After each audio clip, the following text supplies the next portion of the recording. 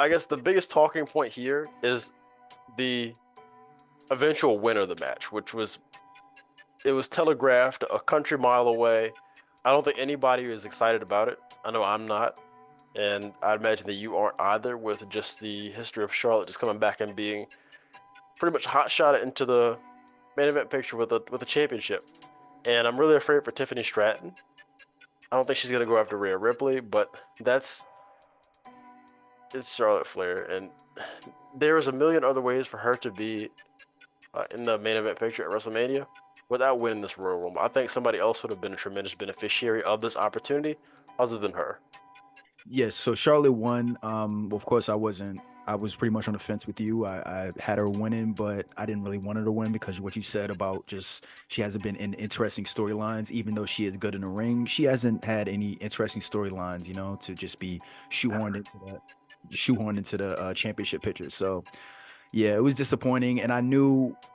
Of course, I had picked her, of course, but I knew she was definitely going to win after Nia eliminated nearly half of the women in the actual match. I was like, oh yeah, yeah, he's definitely That win. was insane. That was one, and then another one when she, of course, when you said to her entrance and she came out and the whole fireworks count. I was like, oh god damn, all right, thanks. All right, okay, yeah, okay, thank you. But you say you liked the Nia spot, I did. It was a bit clunky just because there were 300 people involved in it. right? It's hard to get everything coordinated when you have so many people involved in something like that. But for one, Nia actually broke another record. She has the most eliminations in the Women's Rumble.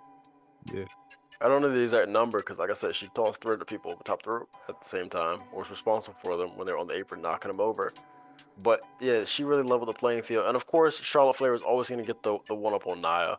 That's just always whenever they faced off. Really, they like to use Nia as a foil for Flair to make her look good because she's Charlotte Flair. mm. Why not?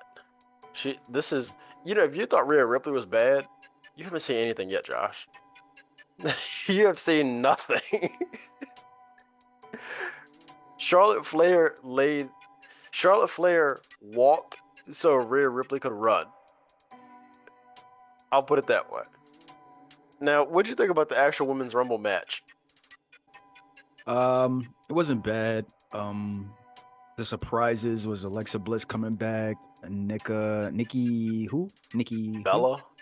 Nikki Bella, and Trish Stratus was in there too. I don't know how much that was actually expected, but it wasn't a bad match. I didn't have any like crazy problems with it or anything like that. How'd you feel about it? I thought this was the better layout for the Rumbles. And there's a number of things they did much better than the men's one. For one, the surprises. There were no surprises in the men's Rumble that I could think of. Yeah, you're right. Nobody. Was there even anyone from NXT? Actually, now that I'm thinking, No. that's crazy. I was just yeah, that's wild. Yeah, So no surprises. yeah, We'll get to the men later, but yeah. let's talk about Jordan Grace. Jordan Grace is an kicking machine. I Right. like how they showcased her. I like how Yep. they showcased Stephanie Vaquer. I like how they showcased Jakara Jackson. I like how they showcased who else had a really good showing. Lash. You talking about Lash or Jakar? Was Jakar in it?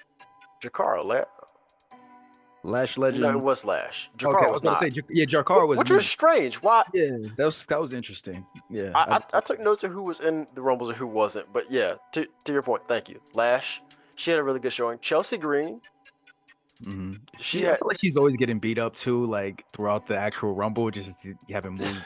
But yeah, go on. She is. But one thing that really ground my gears, and it seems like Charlotte Flair.